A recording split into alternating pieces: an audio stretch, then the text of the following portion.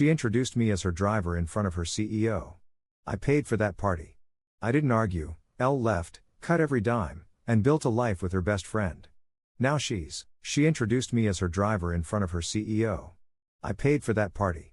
I didn't argue. I left, cut every dime, and built a life with her best friend. Now she's watching me win from the sidelines, and no one's clapping. What's up, Reddit? Never thought I'd be one of those guys posting their relationship drama online, but here we are. This shit's been eating me up for months, and I gotta get it off my chest. Fair warning, long post ahead. I, 28 male, was with my girlfriend, Mia, 26 female, for just over 3 years. We met at this fundraiser for kids with cancer back in 2021. I was there donating proceeds from my trucking business, and she was handling the PR for the event. First impression, straight up smoke show. Like, turn every head in the room hot. Not just physically, though she definitely had that going, but the way she commanded attention when she spoke. Confident, articulate, with this laugh that made you feel like you were the funniest person alive when you caused it. Bit about me. I own a mid-size logistics company. Started with one beat-up truck 8 years ago, working 20-hour days, sleeping in the cab to save money. Now I've got a fleet of 12 and 15 employees. No college degree, but I built this shit from nothing. Make solid 6 figures most years. Not a few money, but comfortable enough to take nice vacations and never worry about bills. I work hard, play hard, and value loyalty above pretty much everything. Mia was a marketing executive at this big corporate firm downtown. Master's degree from some fancy school. Impressive title. The whole package. Always dressed like she stepped out of a magazine, not a hair out of place. When we started dating, I thought I'd hit the jackpot. Beautiful, ambitious woman who seemed to appreciate how hard I worked. First couple years were pretty great. I'm a simple guy with simple needs, good food, good company, and someone who appreciates the little things. I'd surprise her with weekend trips to the coast, remembering her favorite perfume brand, all that cliché romantic shit. My mom raised me right. Treat your woman like gold, and she'll treat you like a king. That was always my philosophy. Mia loved gifts. Loved them. Designer purses, jewelry, fancy dinners at places where they don't even put prices on the menu, and I was happy to provide. When she had a bad day at work, I'd show up with her favorite takeout and a new pair of earrings. When she needed a new laptop, I bought the top-end MacBook without blinking. When her car broke down, I covered the $3,200 repair bill without hesitation. That's just who I am. I take care of my people. Sometimes her friend Kate would be around when I dropped stuff off. Teacher, quiet type. She'd always thank me even when Mia didn't. Offer me a drink? Maybe ask how work was going before disappearing into whatever room Mia had her waiting in. Seemed nice enough. Just didn't stand out much next to Mia's big energy. Looking back, there were signs I missed. Like how in the beginning, she'd post couple pics of us on her Instagram, but over time, it became just solo shots from our vacations. Vacations I paid for. Or how she'd introduce me to her college friends, but never her work colleagues. Or how when we went out to dinner with my buddies and their wives, she'd be on her phone half the time, clearly bored. There was this one time we were at this fancy steakhouse with my main client, dude who gives me about 40% of my business. Great guy. Salt of the earth type who started his manufacturing company in his garage. During dinner, he was telling this story about hunting with his sons, and I noticed Mia texting under the table, this little smirk on her face. Later, I saw a text on her phone from her friend. How's dinner with the hillbillies? And Mia had replied, kill me now. Jack's client just spent 20 minutes talking about gutting a deer. I confronted her about it in the car, and she got defensive. It was gross, Jack, and you just sat there laughing like it was the funniest thing ever. That man's business pays for half the shit in our apartment, I reminded her. She rolled her eyes. God, you're so sensitive. It was just a text to Diane. Not like I said it to his face. I let it go. Pick your battles. Right? But looking back, that was the moment I should have seen who she really was. The biggest red flag though? In 3 years, she never once brought me to any company event.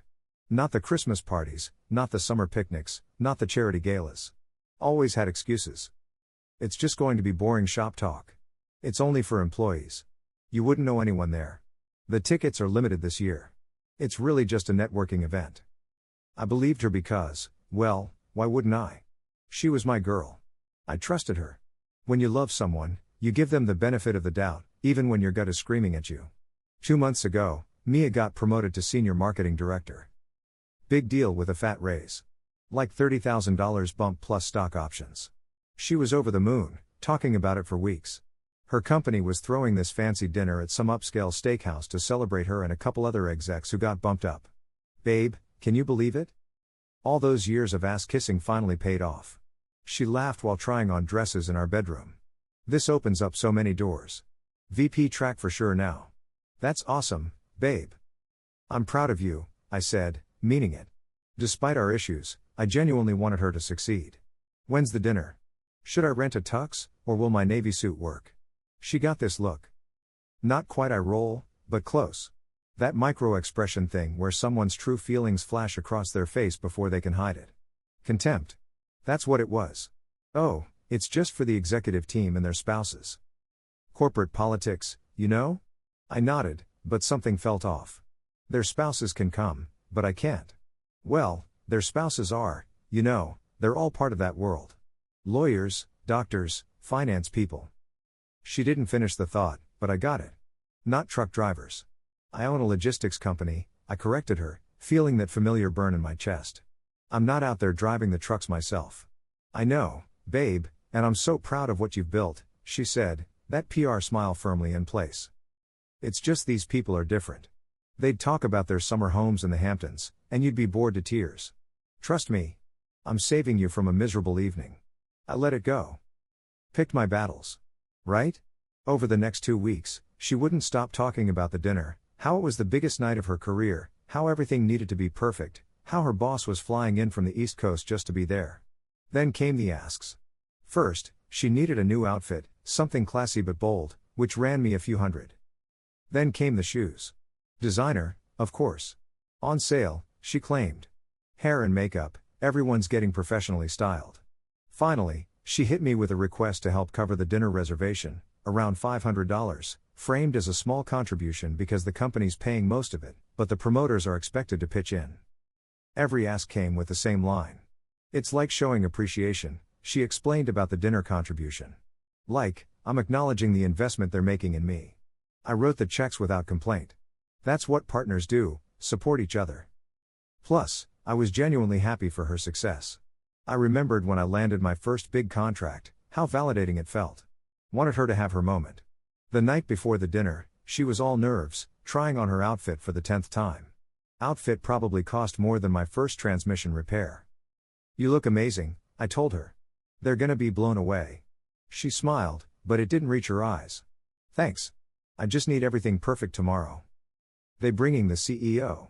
And if I make a good impression, it could fast track me to the executive committee. That night, I couldn't sleep. Got up for some water around 1 a.m. and overheard her on the phone in the bathroom, talking in that hushed voice people use when they don't want to be heard. No. He's fine with it. He doesn't even know where it is. Trust me. It's better this way. Last thing I need is him talking about truck routes while I'm trying to impress the CFO. I know. Right? Can you imagine? This is my boyfriend. He's a real-life Smokey and the Bandit. Then she laughed. That same laugh that got me hooked 3 years ago, but now it was aimed at me. I pretended to be asleep when she came to bed, laid there for hours, replaying every moment of our relationship, wondering how many other times she'd laughed at me behind my back. By morning, I was done playing along. Not angry, just clear. I wasn't going to argue, beg, or give her another dollar. I was going to remind her exactly who I was without raising my voice once, and I made a decision. Just wanted to see what these company events she always excluded me from were really like. Wanted to see her in her natural habitat, so to speak. I did some digging, found the restaurant online. This place called Embers, where they age the steaks for 60 days, and you need a reservation a month in advance. Called them pretending to be confirming the corporate reservation details. Got the time, the private room name, everything. Easy. That evening, Mia left at 6, all dolled up, kissing me goodbye. Don't wait up. It'll probably go late, and there might be drinks after. I waited an hour, took a long shower, trimmed my beard to perfection, put on my best suit, the one I wear to sign major contracts, my grandfather's vintage watch, and drove downtown. Parked a block away from the restaurant, this place where steaks cost more than my first truck payment. Walked in casual, confident, straight shoulders, eye contact with the hostess, firm handshake. Told her I was joining the corporate party but running late. She led me right to them. No questions asked. Guess I can clean up pretty nice when I want to. I didn't make a scene. Just took a seat at the bar area that had sight lines to their private dining room. Ordered a club soda with lime, and watched. Mia was in her element. Laughing, touching people's arms when they spoke, that social butterfly thing she does. I counted 20 people, all in expensive clothes, looking important. Her boss was this older dude with silver hair who kept parading Mia around like a prize pony. What struck me most was how different she seemed.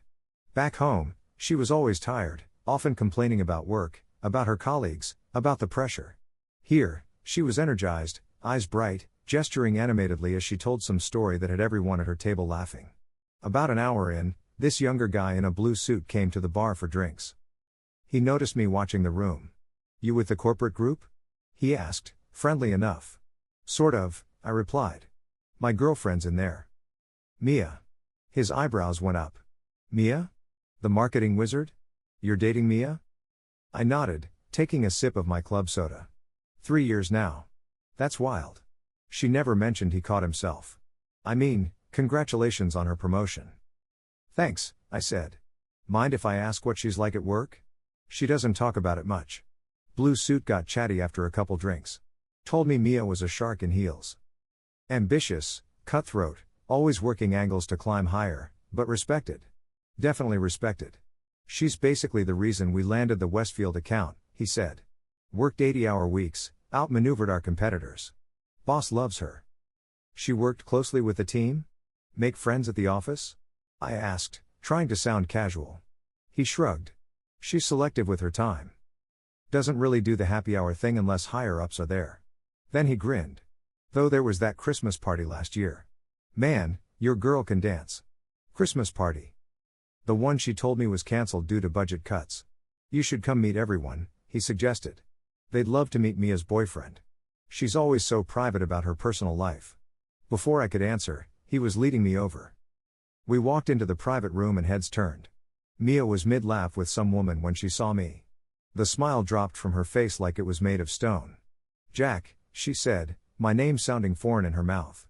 Blue suit, whose name was Tom, I learned, slapped my shoulder. "Found your boyfriend at the bar. Can't believe you've been hiding him for 3 years." The awkward silence lasted about 2 seconds before Mia recovered, plastering that PR smile back on. "Oh, no. There's a misunderstanding."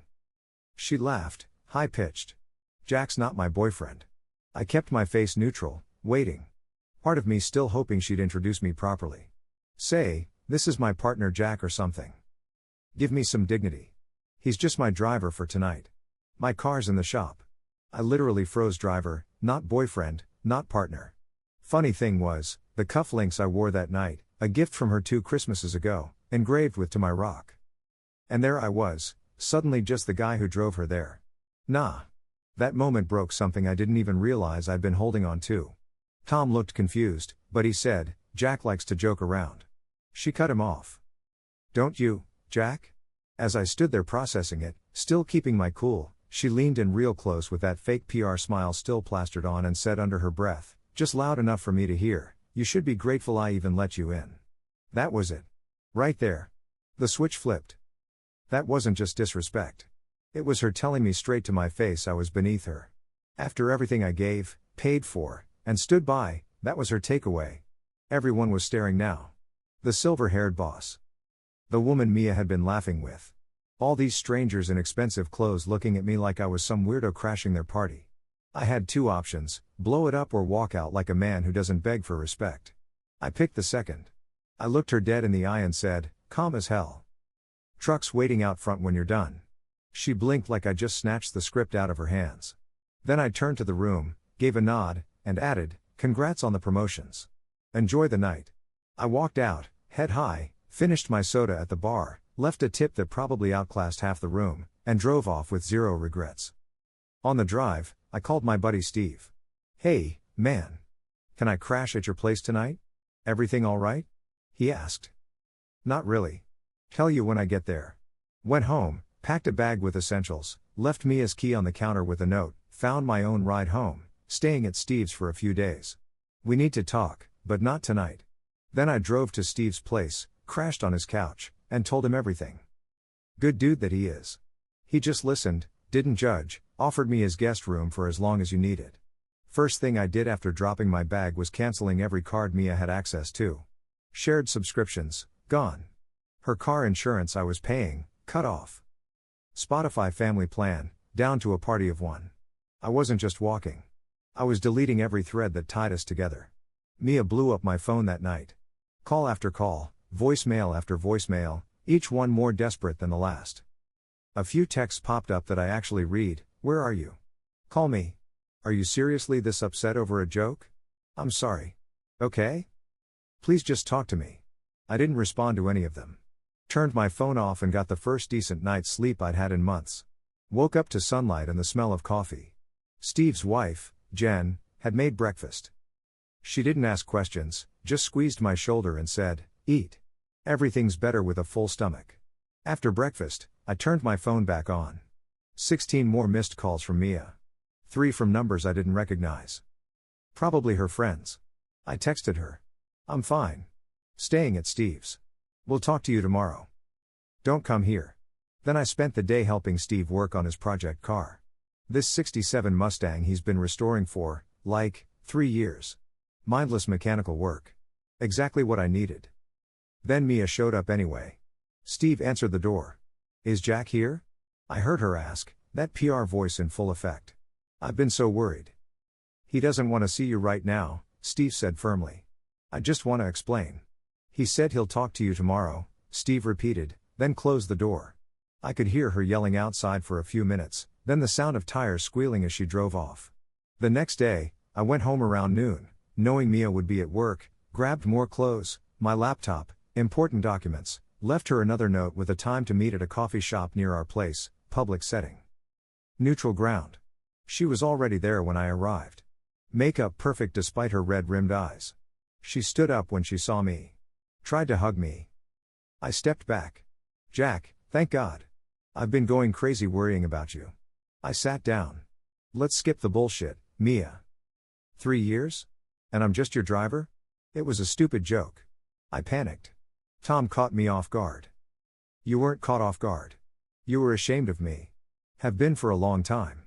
"That's not true," she protested, but her eyes said otherwise. "Christmas party," I said flatly. "The one you said was cancelled. The charity gala in March. The one you said was employees only that blue suit Tom mentioned bringing his girlfriend to. The company picnic where spouses were specifically invited that you conveniently forgot to tell me about." She looked cornered. "Those events aren't as fun as they sound." "Drop it," I cut in. "I heard the call. Last thing I need is him talking about truck routes while I'm trying to impress the CFO. Ring any bells?" Her face dropped. I was stressed. "I didn't mean you meant it," I said steady. "And here's the thing, it's not about you being ashamed of me. That's your insecurity to carry, not mine."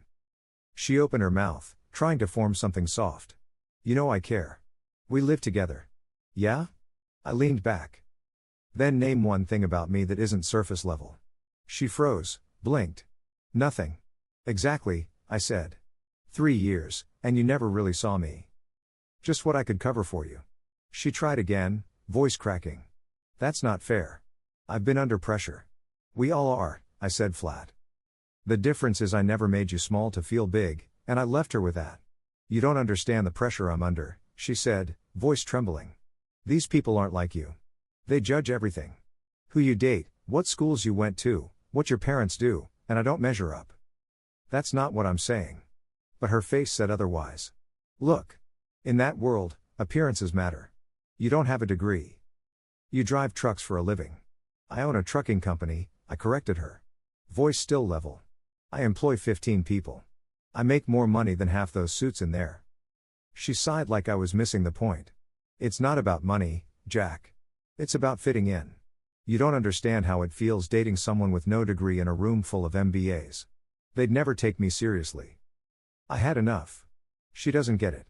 Even when I'm addressing the issue, she still disrespect me.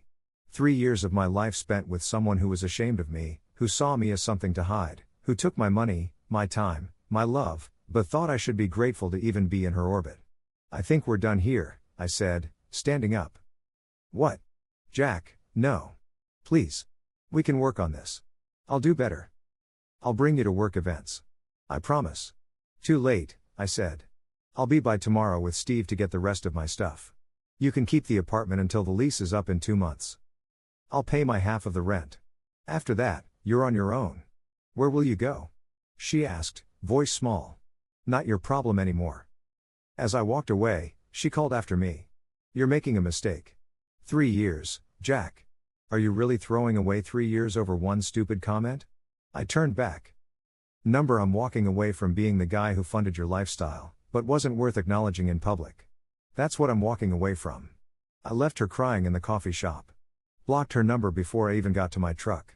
A week later, I was settling into a small apartment Steve's cousin was renting out. Nothing fancy, but clean and affordable. Started throwing myself into work, hitting the gym more often, reconnecting with friends I'd neglected while with Mia. One afternoon, I was grabbing lunch at this deli near my office when someone tapped my shoulder, turned around to find Kate standing there with a hesitant smile. Hey, Jack, she said, shifting her weight. I heard what happened. Wanted to check if you're okay. I'm getting there, I replied, surprised to see her. Want to join me? Over lunch, Kate told me Mia had made me out to be the jealous boyfriend who couldn't handle her success. But she'd known Mia since they were kids and said this wasn't the first time Mia twisted the truth to suit herself. She believed I deserved better than being reduced to someone's driver after 3 years together. When I asked if Mia had always been like that, Kate said status had always mattered to her. Back in high school, she even dropped a friend because her dad lost his job. I asked why she stayed friends with someone like that, and she just shrugged, saying it was history. Mia could be incredibly charming when it served her. And for someone like Kate, who didn't make friends easily, that charm had kept her around longer than it should have. We talked for almost 2 hours. Turns out Kate had been on the receiving end of Mia's superiority complex too. Little digs about Kate's modest teacher salary, comments about how Kate could do better with her looks if she just tried harder. The way Mia would use Kate as a backup plan, then ditch her when better options came along. Remember Mia's birthday last year? That trip to the beach house? Kate asked. I nodded. I'd paid for the rental. 3 bedrooms for Mia, me, and 4 of her friends. She made me sleep on the couch, Kate said quietly. Said the rooms were for couples only, even though I was supposed to share with her single friend Lisa. Then Lisa brought some guy back and got the room. Why did you put up with it? Kate shrugged. Same reason you did, probably. When you care about someone, you make excuses for them. Before she left, Kate handed me a book, Can't Hurt Me by David Goggins. It helped me through some tough times, she explained. Thought it might help you too. That conversation with Kate was the first time since the restaurant incident that I felt truly seen. Not as Mia's boyfriend or some guy with a truck business, but as a person with real feelings and experiences. Over the next few weeks, Kate and I started texting occasionally. Nothing flirty, just checking in. How's the new place? Did you finish that book? My students asked about the trucks today. Told them about your business. Meanwhile, Mia alternated between rage and bargaining. She'd create new email addresses to bypass my blocks, sometimes saying I was an asshole for embarrassing her, then declaring her undying love in the next message. When those went unanswered, she started sending mutual friends to plead her case. She's a mess, man, my buddy Mike reported after running into her at a bar, crying saying she made the biggest mistake of her life. I stayed firm, packed the last of my stuff from our old place with Steve's help. Left my key on the counter. Closed that chapter. About a month after the breakup, Kate texted me on a Friday. Having a small get-together tomorrow. Board games and pizza at my place. Nothing fancy. Want to come? I accepted, figuring it would be good to be around people who weren't connected to the Mia drama. When I arrived at Kate's cozy apartment, I was surprised to find just 4 other people there. 2 couples, all teachers from her school. No big crowd to hide in, but it was nice, relaxed. We played Catan, laughed about ridiculous school stories, ate too much pizza. Nobody asked about my degree or made snide comments about my job. When I mentioned a challenge with a new route my drivers were handling, they asked thoughtful questions. Around midnight, the others left, and I stayed to help clean up. I thanked Kate for the invite, telling her I hadn't realized how much I needed it. She smiled and said it was nice seeing me laugh again. Although my soul felt cold and hollow, like nothing could really reach me, something about the way she said it made me pause. Look at her. Really look at her. Not as Mia's friend Kate, but as her own person. She was wearing jeans and a simple green sweater that matched her eyes, hair pulled back in a messy bun. Nothing fancy, but she looked beautiful. What? She asked, noticing my gaze. Nothing, I said, shaking my head. Just realizing some things. Like what? Like how sometimes what you need has been right in front of you, but you were too distracted to notice. She blushed slightly. Jack. Sorry. I backpedaled. That was too much. I should go. She caught my arm as I turned. It wasn't too much. It's just complicated. You're fresh out of a relationship with my friend. Ex-friend, I corrected. Still, I don't want to be your rebound. I nodded. Fair enough. Friends then? Friends, she agreed with a smile. But as I drove home that night, I couldn't stop thinking about her smile, her laugh, the way she listened, really listened, when people talked. 2 days later, Kate mentioned her car was acting up, so I spent Sunday afternoon replacing her brake pads in the parking lot. When I finished, we sat on the curb with cold drinks talking. She asked why I stayed with Mia so long, and I admitted it was easier to keep going than face what wasn't working. She said I deserved someone who was proud to be with me. Something shifted between us in that moment, but we left it unspoken. After that, we started spending more time together, just friends, though we both felt the unspoken tension growing. About 2 months after the breakup, I was working late when my receptionist buzzed. Mia was there, said it was urgent. I hadn't seen her since the coffee shop. She walked in looking different. Same designer clothes, but shorter hair, toned down makeup, and an awkward stance in the doorway. Nice office, she said, looking around at the maps on the walls, the industry awards on my shelves. I've never been here before. What do you want, Mia? I asked, not getting up. She took a deep breath. I talked to my therapist about what happened, about how I treated you. She helped me see some things. You're in therapy? I couldn't hide my surprise. Started a few weeks ago. After everything, she sat down across from me. I've been doing a lot of thinking about why I was so ashamed to introduce you to my work friends, why I lied about all those events, and my whole life I've been taught that success means a certain kind of man. My mother always said I should find a doctor, a lawyer, someone with credentials she could brag about to her friends. When I brought home a guy who worked at a record store in college, she said I was selling myself short. I listened, face neutral. When I met you, I was attracted to your confidence, your drive. You were so different from the corporate guys I usually dated. But I never fully shook those messages, that you weren't the right kind of successful. She looked away. I know how awful that sounds. It does, I agreed. Then she started in with the whole, I compartmentalized my life thing, like somehow splitting me from her career ambitions made everything okay. Said she missed me. Was miserable without me. Wanted another shot. Typical. Promised she'd finally introduce me as her boyfriend. Brag about the business I built. All that too little, too late talk. I looked at her. The same woman who called me her driver. Sure. I believe you're sorry, I said, leaning back. And good luck with therapy. But, nah, we're done. Some crap just can't be undone. Her face tightened. This about Kate? I tilted my head. Why? You suddenly care? I've seen you too. At the park, the mall. Your truck was at her place. Late. I just shrugged. And she blinked. Did you even wait a month before sleeping with my friend? I stood up, calm as ever. Mia, what I do now is none of your business. You made that clear when you introduced me as your driver in front of your whole executive team. Funny how a guy who talks about truck routes suddenly matters so much to you. She was getting heated. Kate's jealous. She's just using you to get back at me. I laughed. If anyone's got a reason to get back at you, it's Kate for making her crash on a couch during a trip I paid for. But she's not like you. She actually sees me, listens, respects me. You had 3 years and never did either of those things. She stood up, practically shaking. This isn't over.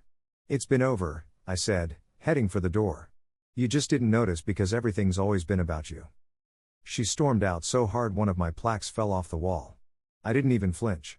Just grabbed my phone and called Kate. Mia just dropped by my office. Apparently, I'm not allowed to move on with her friend. You good? Kate asked. Yeah. She's unraveling. Mind if I come by? Dinner's already in the works, she said. And, hey, just so you know, I've always been proud of you. That right there, that's the difference. A month after Mia's office ambush, I was signing a major contract with a national shipping company. Biggest deal of my career. Doubled the size of my business overnight. The kind of contract that changes everything.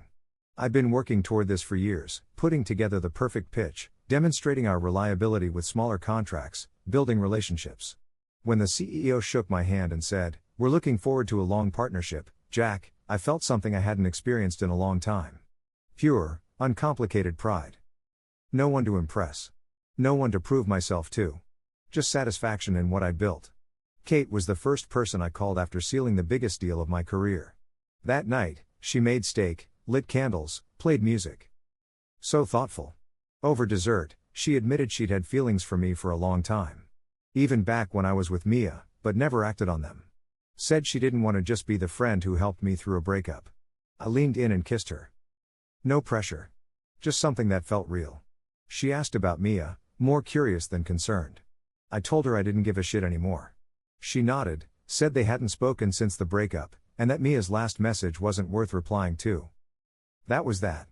Kate stayed over that night, and most nights after. 2 days after that first night together, my phone rang with an unknown number. I almost ignored it, thinking it might be Mia with yet another new number. But something told me to answer. "Jack, this is Richard. We met briefly at Embers a few months back. I was hoping we could meet to discuss a business opportunity." Richard, Mia's silver-haired boss from the dinner. What the hell? I needed to see what he's up to. So we met for lunch at a steakhouse near his office. He was straightforward. "Our current shipping partner is consistently late, losing packages, and generally becoming a liability. I remembered you mentioned owning a logistics company. I looked into your operation after that night and was impressed by your track record. How'd you know it was my company?" I asked. He smiled slightly and said that after that interesting dinner, he'd gotten curious. Looked into me and found out I wasn't just some driver, but the guy running the whole operation. Said the reviews and track record spoke for themselves. We spent an hour talking business and outlined the basics of a deal. As we wrapped up, Richard mentioned Mia was no longer with the company, said her behavior that night raised concerns about her judgment.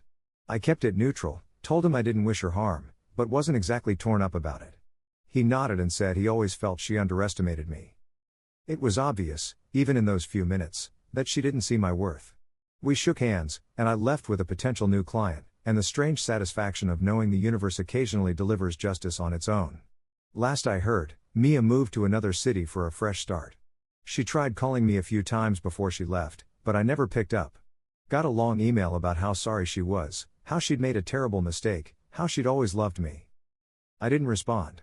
Some bridges stay burned. She found out about Kate and me through social media. Kate had posted a picture of us hiking. Nothing provocative. Just two happy people on a mountain. Mia sent a final text. "I guess it all worked out for you too. Hope you're both very happy with yourselves." I blocked that number too. Kate and I have been together 8 months now. She's moving in officially next week, though most of her stuff is already here. Her second-grade students drew pictures of trucks for her to bring to my office. They're hanging in frames on my wall right next to my business license. Worth more to me than any fancy degree. My company's expanding. Hired 5 more drivers, added 3 trucks to the fleet, looking at opening a second hub in the neighboring state. Kate's been amazing through it all, celebrating the wins, helping me think through the challenges, reminding me to take breaks when I'm working too hard. Sometimes I think back to that moment in the restaurant when Mia called me her driver. As humiliating as it was also the wake-up call I needed. It forced me to see what had been happening for years, that I was with someone who wasn't just wrong for me, but actively ashamed of me. If she hadn't been so blatant about it that night, who knows how many more years I might have wasted. How much more money I'd have poured into her endless demands. How many more times I'd have swallowed my pride when she made subtle digs at my career or education. Sometimes the universe kicks you in the teeth to wake you up. Most guys reading this probably know what I'm talking about. That gut feeling when something's off, but you can't quite name it. The subtle digs that leave you feeling like you're not enough. The constant need to prove your worth. If you're experiencing that, get out. Life's too short to be with someone who makes you feel small. Sometimes the best revenge isn't some elaborate scheme. It's just living well and finding someone who's proud to stand beside you.